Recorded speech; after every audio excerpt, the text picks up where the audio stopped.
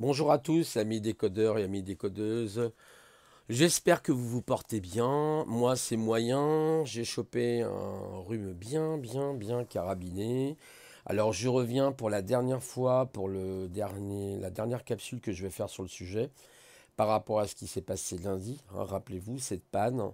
Donc, j'ai eu des infos sur Channel News qui nous explique bien le problème. Hein. J'en avais parlé un peu, il me semble, sur la première ou deuxième capsule.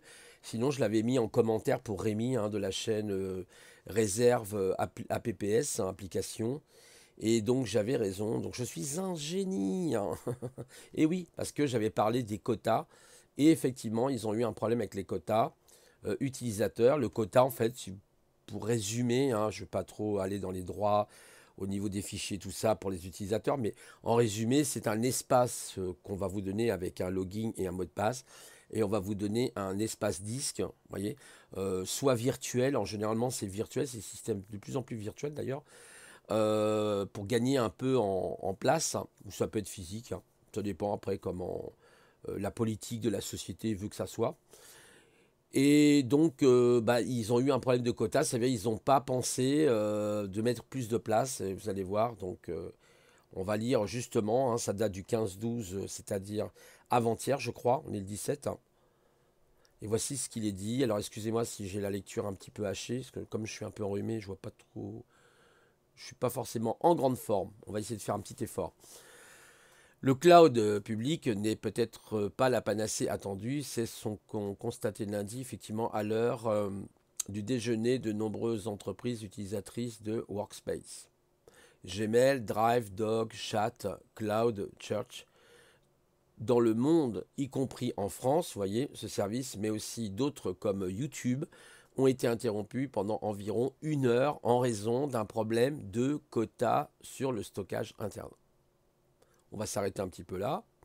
Donc c'est ce que l'on peut comprendre, hein, c'est ce que j'ai pu comprendre moi-même quand j'ai voulu effectivement utiliser YouTube. J'ai dit oh là, bizarre, mon adresse email n'existe pas. J'ai dit c'est quoi le truc là?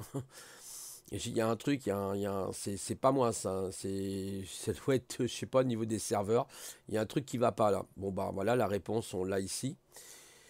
Et bah évidemment, il y a beaucoup de services qui sont utilisés. On utilise par exemple le Drive. Hein, vous avez Drive hein, sur Google, mais vous en avez d'autres, hein, évidemment. Vous avez Dropstop, vous en avez plein. Hein, vous n'avez pas que Google, heureusement. Mais ça va poser des problèmes à l'avenir, hein, ces histoires de cloud. Hein. C'est pour ça que quand on parle, là, voyez, de stockage interne, ayez votre propre système de sauvegarde. D'accord. Par exemple, il n'y a pas plus tard que, c'est quand ça s'est passé avant-hier, avec mon PC, j'ai eu un petit souci sur Windows, il voulait pas redémarrer, il a fallu que je fasse des manips, je vous dis pas. Je suis rentré dans le terminal, j'ai fait un CHK F/C pour les connaisseurs, et puis j'ai réussi à réparer en fait le système, et puis il a redémarré. Sinon, il voulait pas redémarrer, il n'arrêtait pas d'être en boucle. Hein. À chaque fois, il me disait oui, on va faire l'autodiagnostic, et en fait, c'était le bazar total. Donc il n'y a pas mieux que le terminal, en fin de compte, c'est comme sous Unix, hein. C'est ce que je dis souvent. Et donc, bah, il a redémarré, mais voilà, c'est depuis qu'il y a eu la mise à jour de Microsoft, là, la toute dernière mise à jour, bah, il y a pas mal de problèmes. J'ai eu un souci, par exemple, avec un scanner, mon scanner n'était pas reconnu à distance, donc je me suis dit, voilà, qu'est-ce qui se passe, c'est bizarre. Est-ce qu'il n'y aurait pas une mise à jour de Microsoft à faire? Bah oui, effectivement, il y avait une mise à jour à faire. Moi, je vous dis personnellement, j'en avais déjà parlé, je n'utilise pas beaucoup Microsoft, j'utilise seulement occasionnellement, mais vraiment très occasionnellement. C'est pour jouer si, parce que sur Steam, malheureusement, avec Linux, on peut pas, avec Valve, on peut pas tout émuler, hein, tous les jeux, c'est un petit peu dommage d'ailleurs. Mais bon, c'est comme ça, voilà. Donc j'utilise à ce moment-là Microsoft quand c'est des jeux qui tournent que sous Microsoft. Mais sinon, j'évite au maximum. J'utilise plutôt Linux et notamment une Fedora qui est une distribution de dernier cri hein, qui s'intéresse à la dernière technologie, donc qui est assez poussée au niveau de la sécurité, au niveau des quotas justement, et qui est assez stable et qui est très bien fait au niveau des mises à jour parce que vous avez tous les jours des mises à jour qui sont faites du noyau, de tout le système. C'est très bien fait. C'est pour ça que je dis aux gens, intéressez-vous à Linux, c'est vraiment pas compliqué. Vous avez, si vous débutez, vous prenez Ubuntu. Ça s'écrit Ubuntu, ça s'écrit U-B-U-N-T-U, Ubuntu, d'accord? Et là, vous avez aussi d'autres distributions euh, qui sont intéressantes. c'est à voir, vous verrez des distributions débutantes, vous tapez, puis vous en trouverez plein. Et donc, pour dire que bah voilà, ça posait problème avec Microsoft hein, aussi, parce que leurs serveurs, vous allez voir, ils sont sur Microsoft. Hein. Donc, on continue la lecture. Les entreprises donc, qui dépendent uniquement du cloud public pour leur fonctionnement exposent leur activité à des risques de perte de revenus. Alors, c'est assez marrant parce que des entreprises, des clouds publics, ouais, je comprends pas pourquoi elles seraient pas dans des clouds privés. Ah oui, mais alors après, oui, cloud privé pour les utilisateurs, ouais, c'est un peu la galère quand même. De vulnérabilité de sécurité et de perte de productivité inattendue, le cloud public n'est pas invincible. A ainsi expliqué à nos confrères du CRN, le patron donc d'un important fournisseur de services de la côte est des États-Unis. Vous ne devez pas penser que le cloud public fonctionnera toujours. Vous devez vraiment vous attendre à des pannes, qu'il dit. Il est donc judicieux pour les entreprises de se protéger avec une approche hybride. C'est ce que je vous ai dit. L'approche hybride, vous pouvez très bien avoir des données dans un cloud. Vous pouvez aussi les crypter dans votre cloud. Hein, d'accord. Ça, c'est un conseil que je donne aux gens. Hein, c'est pareil. Combien de fois je voyais quand j'étais en clientèle, oh là là, des machines qui sont même pas cryptées, des fichiers pas cryptés. Vous allez même dans certains cabinets, enfin je dirais, je tairai le nom de ces cabinets d'avocats où les données sont pas cryptées. C'est complètement fou quoi, complètement dingue. Enfin c'est comme ça. Vous devez donc vraiment vous attendre à des pannes, je me répète un peu, il est donc judicieux pour les entreprises de se protéger avec une approche hybride, d'accord. Les applications qui sont essentielles à la croissance et au succès de votre entreprise doivent être sur site, vous voyez, sur site, c'est important.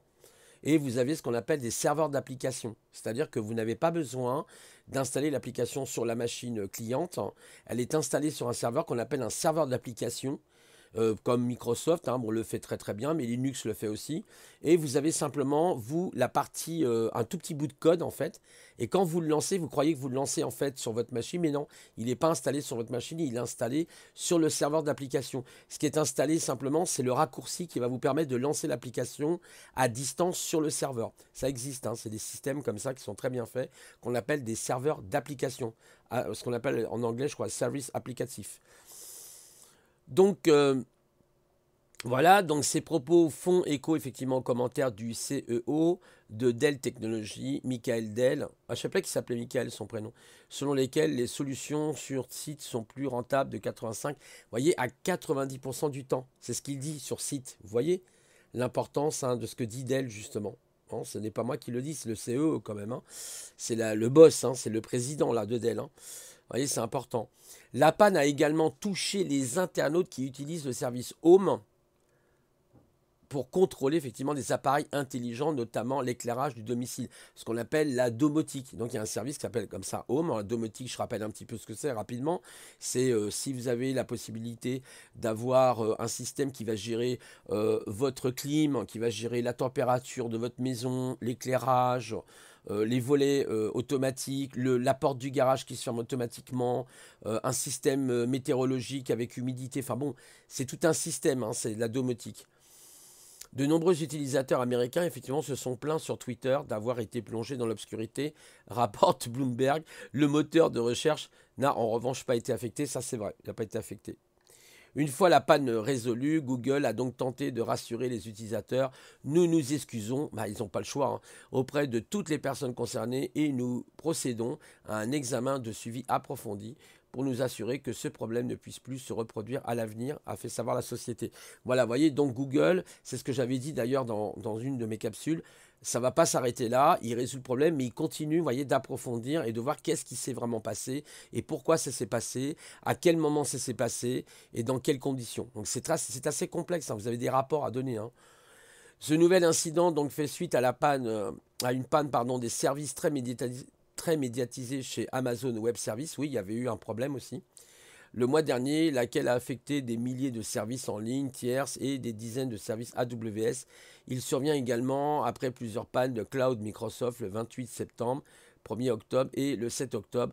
On peut encore ajouter à la liste de cette année une panne massive du cloud d'IBM au mois de mai qui a toutefois épargné l'Hexagone. Voilà, alors il est possible, parce que j'entends beaucoup en ce moment de gens...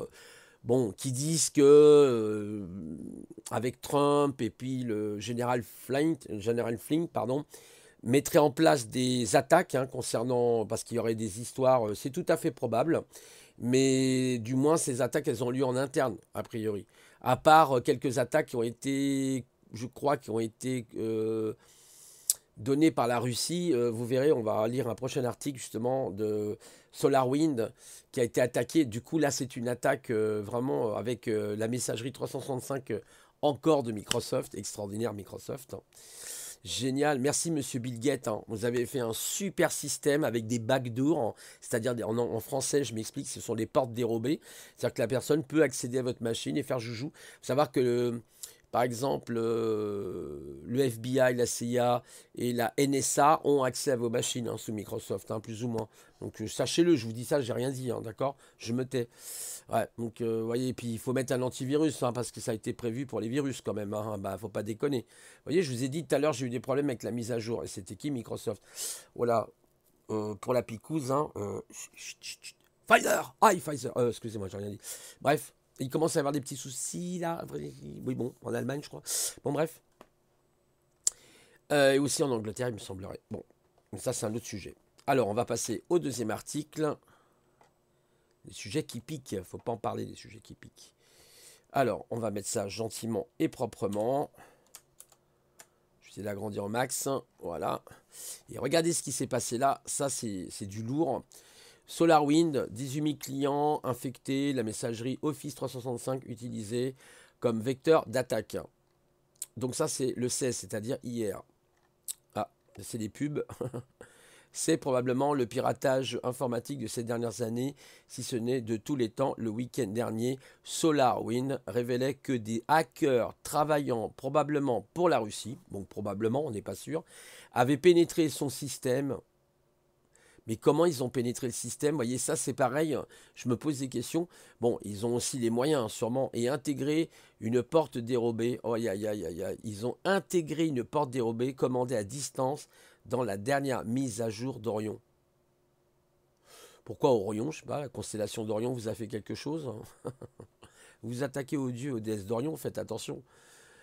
Une plateforme logicielle de surveillance et de gestion centralisée leur permettant ainsi de s'introduire dans les réseaux de plusieurs entreprises et organisations gouvernementales américaines et probablement d'autres pays. Ah, ça sent pas bon là. SolarWind, ça sent pas bon, Les pirates ont très vraisemblablement utilisé Orion pour s'introduire dans le réseau de Far, justement très impliqué dans la lutte contre le hacking d'État. Ah, aïe aïe aïe, le monde est petit là, qui avait donc révélé son piratage quelques jours auparavant sans connaître pour autant la méthode utilisée, le CEO, et de l'éditeur de solutions de cybersécurité, Kevin Mandia, estimait alors que les pirates souhaitaient notamment obtenir des informations sur certains de ses clients gouvernementaux, mais n'avaient probablement rien dérobé. Il reconnaissait toutefois que certains outils d'évaluation de sa Red Team, utilisés pour tester la sécurité des clients, avaient été dérobés. La Red Team, yes, la Steam, Red Team. L'équipe rouge. La Red Team, c'est l'équipe de Donald Trump, ça on dirait, non? Les révélations donc de SolarWind démontrent que l'attaque attribuée à APT-29, alias Cozy Bear, un groupe lié au service secret russe, est bien pire que ce que l'on pensait. Les systèmes donc informatiques du ministère américain du Trésor, oui, j'ai entendu parler, donc il y avait, je crois, Magali Romain qui en avait parlé, du Pentagone, du département donc d'État, des instituts nationaux de la santé et de la sécurité intérieure auraient été infectés, reconnaissent ces organisations. Ouais, enfin, ils n'ont pas trop de mal à être infectés avec Microsoft, c'est évident. Forbes, vous connaissez tous Forbes, le magazine des millionnaires et milliardaires, indique que de son côté que SolarWind est un fournisseur important du gouvernement US et que le FBI et le département de la sécurité extérieure des États-Unis figurent également parmi les victimes et la liste n'est pas exhaustive.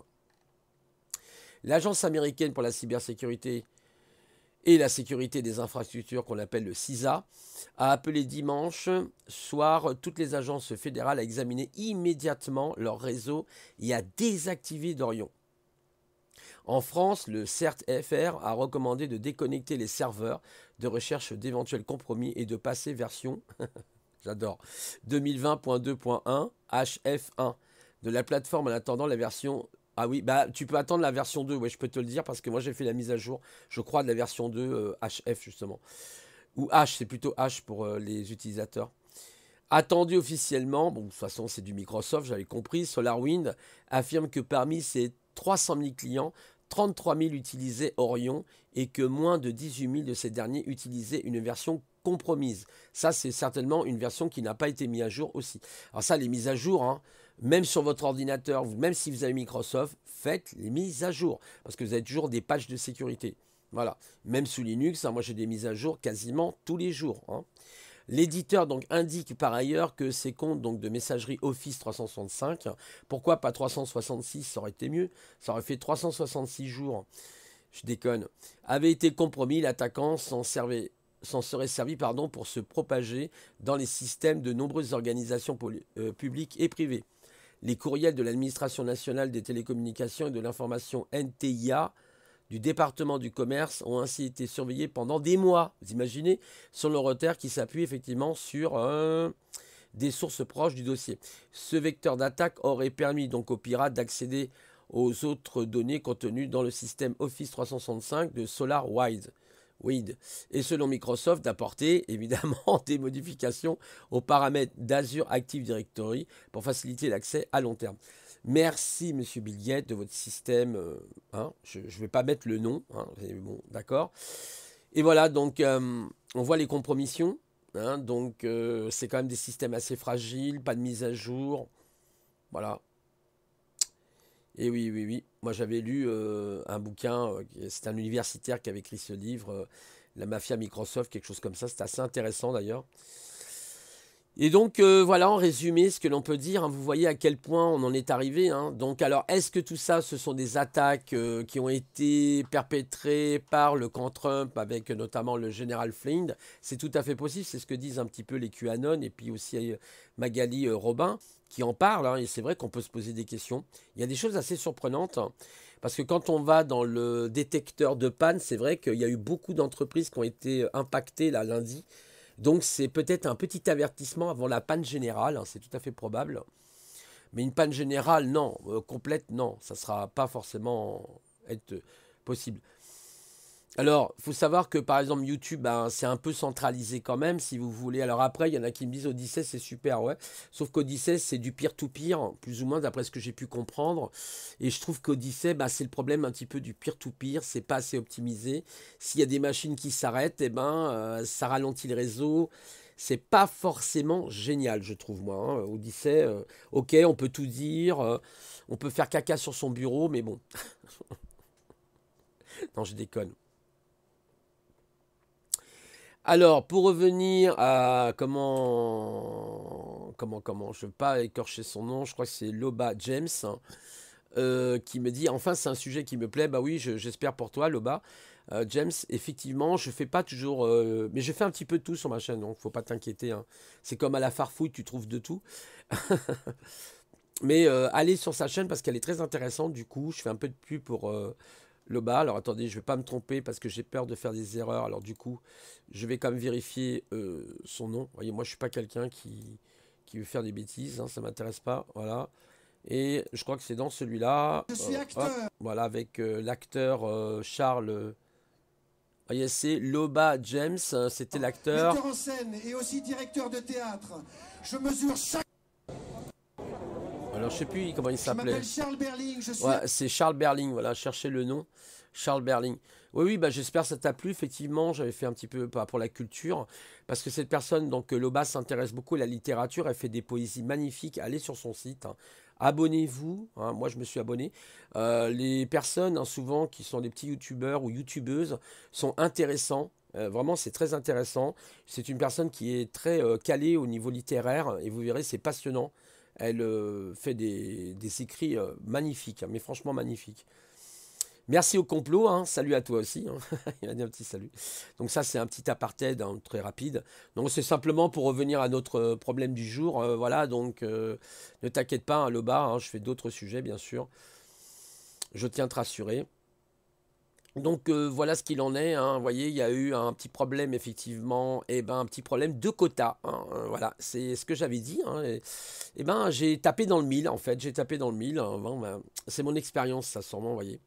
Bref, je vais vous laisser, je vais pas vous embêter plus.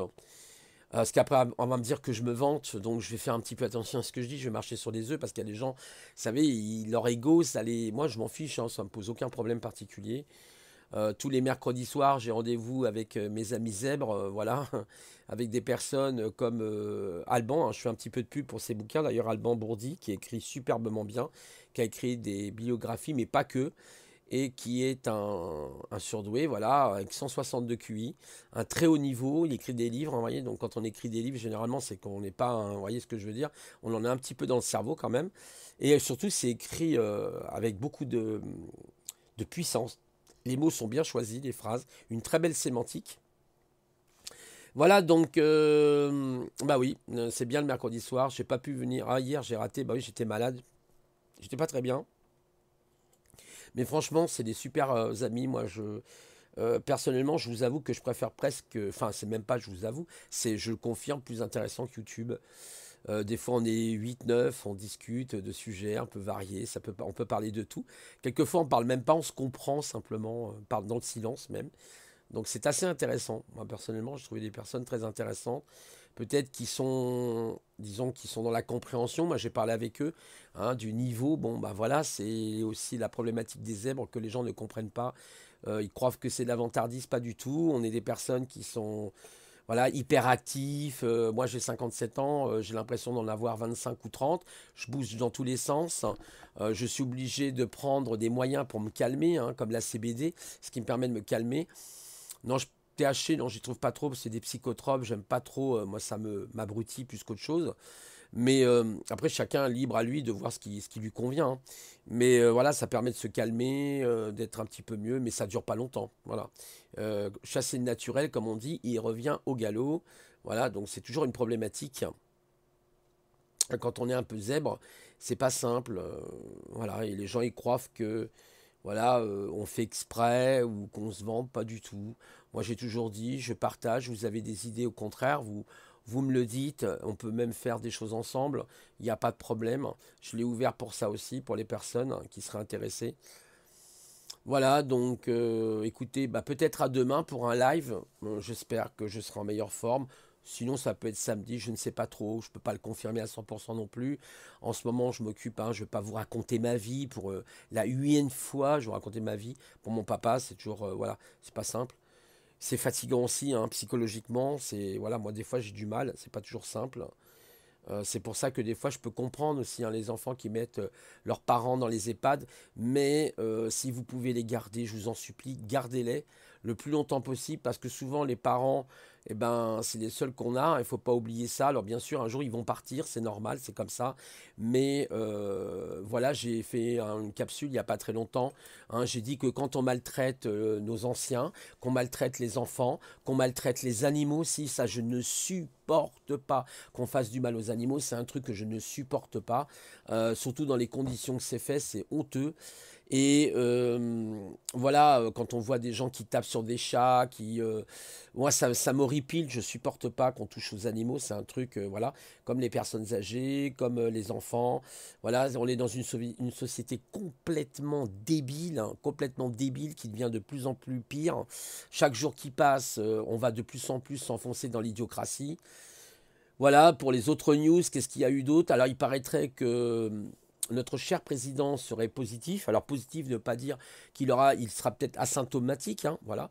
Est-ce que c'est vrai? Est-ce que c'est une fake news? Il y en a qui commencent à tourner en disant que c'est une fake news. Je n'en sais rien. Je ne suis pas là. Je lis pas à travers les murs, même si j'ai quelques pouvoirs possibles, mais je pense pas quand même. Mais pourquoi pas? On peut tout imaginer aujourd'hui, en toute façon. Hein, libre cours à son imagination, comme dirait l'autre. Mais peut-être qu'il y a autre chose derrière, hein. Il y a les vaccins qui arrivent. Enfin, voilà, là, j'aurais pas dû prononcer le nom. Il y a la piqûre. Voilà, on va dire ça comme ça. La piqûre qui arrive, pic. Et il y a déjà des petits problèmes en ce moment. Renseignez-vous, vous verrez. Donc voilà, c'est ce que je voulais dire. Voilà ce que je voulais dire. Et les temps vont être durs, mes amis, pour 2021. Ça va être très très très compliqué pour chacun d'entre nous, je pense. Il va falloir se préparer à des événements qui vont pas forcément être agréables. Ça, de toute façon, je le dis depuis de très nombreuses années. C'est pas d'aujourd'hui. Ça fait plus de 10 ans que je le dis, 15 ans même. Je voyais les choses venir. Je l'ai senti, je l'ai senti, je l'ai senti. J'ai une intuition très forte, je sens souvent les choses arriver. Et j'y peux rien, c'est comme ça. C'est comme ça, je vous avais expliqué une fois hein, mes rêves que j'avais fait. Bon, c'est pas le sujet là. C'était simplement pour vous donner d'autres news. Hein, voilà, comme là, c'est marqué news. news fournisseur. Voilà. Et ben écoutez, je vais vous laisser. Je vous souhaite une bonne fin de journée. On est en plein milieu d'après-midi. Il est 15h25, je crois, 24. Et je vous dis à une prochaine fois. Prenez soin de vous. Et puis bah, peut-être à demain, d'accord? Ou samedi, je vais voir. J'ai rien préparé de particulier. Je vais voir. Je parlais peut-être... ah si, peut-être du petit magazine hein, complot qui a l'air intéressant. Sur les théories du complot. Alors je sais, il y en a qui n'aiment pas ça. Je sais, c'est bas étage. Non, non, mais il y a des trucs intéressants, vous verrez. Je sais pas, on va peut-être parler, je vais voir. Je vais voir. Je vous souhaite donc une bonne fin de journée et je vous dis à une prochaine fois. Au revoir, c'était Didier.